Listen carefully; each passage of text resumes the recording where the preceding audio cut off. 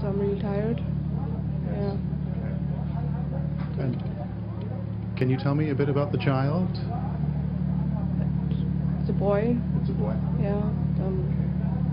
I named him after my old son, because that's what my husband wanted. That's it. May I ask his name? It's Jarrah. What are conditions like in the camp? Right now it's okay, you know, I get fed, I have a heater now, so, but, you know, it's kind of difficult getting around doing stuff for yourself, especially now that I have a child. Yes. So, yeah. Okay. Will you be able to care for him here? It's going to be a bit difficult because right now I don't have money, because people without money, it's kind of hard to get around, you know, with the amount of things they give us, so yeah.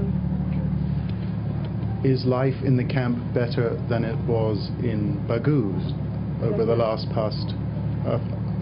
few months? Definitely. I mean, I'm not starving. I have a roof over my head. You know, before I was sleeping outside, and and there was no medical care, so everyone was getting sick. My kids died because of sickness. So yeah. You have obviously been through a lot over the last few years. Could you describe for us what it has been like to live with and under Islamic State?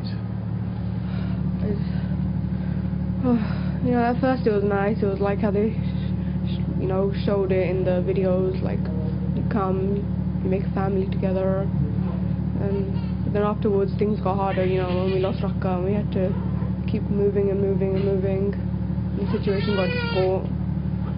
Yeah. Was there a point where you started to have second thoughts about your life in Islamic State, under Islamic State?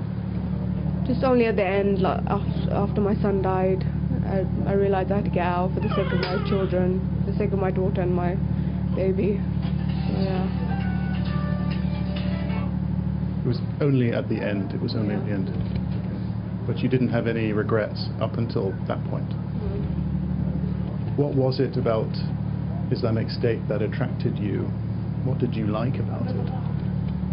The way they showed how you can go, they'll take care of you, you can have your own family there, you can do anything.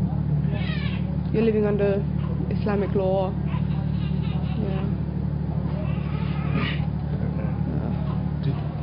Did you know what Islamic State were doing when you left for Syria? Because they had beheaded people, there were executions. Yeah, I knew about those things, and I was okay with it at first, because, you know, I started becoming religious just before I left. And, you know, from what I heard, that Islamically that is all allowed, so I was okay with it. You didn't question that? No. Okay. There's a struggle going on in the UK now at home about whether you should be allowed to come home or not. You know that, do you? Okay. What are your feelings about that? I think a lot of people should have like sympathy towards me for everything I've been through. You know, when I didn't know what I was getting into when I left, and I just was hoping that maybe for the sake of me and my child, they let me come back. Okay. Because I can't live in this camp forever. It's not really possible. The head of the Foreign Intelligence Services in the UK says people like you are potentially very dangerous. What would you say to him? They don't have any evidence against me doing anything dangerous. When I went to Syria, I was just a housewife the entire 4 years. Stayed at home, took care of my husband, took care of my kids. I never did anything dangerous. I never made propaganda. I never encouraged people to come to Syria, so they don't really have proof that I did anything that is dangerous. Okay. Your family have made an appeal for you to come home. They are pleading with the British government to allow you to come home. Do you have a message for your family? You know, keep trying to get me back. I really don't want to stay here. I don't want to take care of my child in this camp because I'm afraid he might even die in this camp. So yeah, that's it. What do you think life would be like back in the UK? I don't know, because I know there would be a lot of restrictions on me. I wouldn't be free to do things like I used to be able to do. I don't know if they'll take my child away and all these things. That's kind of one of my biggest priorities, my child, because I left because of him. So I wouldn't want him to be taken away from me when I'm just trying to give him a better life. Yeah. If the authorities took the child away from you, would you accept that? It would be hard to accept. I would try my best to keep him with me. I don't see any reason why they would take him away from me. I don't. I think there are concerns because of what you have been through, views that people feel you may have or still have in regard to Islamic State. That's something they have to question me about before they take my child away, I guess. One question that people are asking is whether you can be rehabilitated.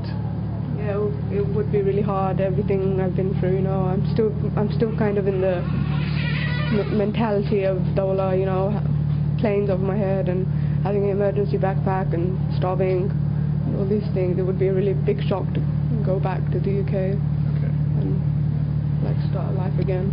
Yeah. May I ask, what was it that attracted you? Was it from watching videos? Was there somebody who recruited you, or a cleric who recruited you? What was it that prompted a 15-year-old girl to go to Syria? During the time I left, you know, Dawla was on the news and stuff, and like a lot of videos were coming out, and I saw all the videos on the internet, and that just kind of attracted me to them. Like it attracted a lot of people. Same as others. Okay. Do you know whether your friend Amira Abbas is still alive? I don't know. I haven't heard from her in a long time. Okay. Yeah. And how did you feel when your other friend, Khadija Sultana, died? It was a big shock because it was at the beginning of when we left. It was maybe a year after we left. It wasn't something I suspected. You know, it just came as a really big shock. Like now, if I heard that Amira was dead, I wouldn't be surprised. I would be hurt, obviously, but I wouldn't be surprised because of the situation she's still in. But when Khadija died, the situation was still good in Raqqa, you know.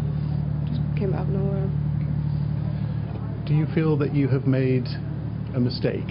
Do you think you've made a mistake when you look back at what you've been through over the last 4 years? A mistake in going back to going to Dawla? Yes, a mistake in coming here, living under Islamic State. In a way, yes, but I don't regret it because it's changed me as a person. It's made me stronger, tougher. You know, I married my husband. I wouldn't have found someone like him back in the UK. I had my kids. You know, I did have a good time there. It's just at the end things got harder and I couldn't take it anymore, and I had to leave. Have you had any contact with your husband? Does he know that you have had a child? No, I don't know how to get in contact with. I don't know if they would let me get in contact with him. I don't know where he is right now. I would like to get in contact with him. Have consular officials from the British government been in touch with you? Have you had a phone call from them? No one, just another journalist, that's it. Okay. Yeah. Are you able to see the news, the coverage centering on you? Are you aware?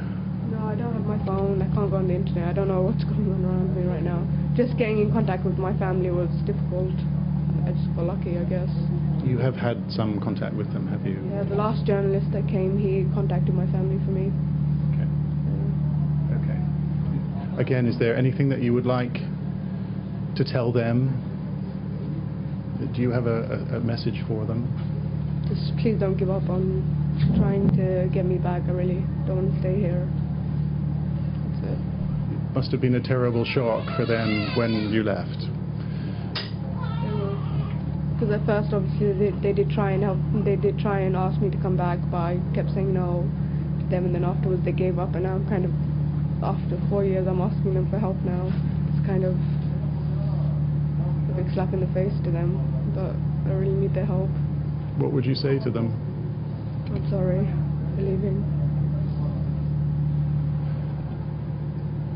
And your future? Do you feel that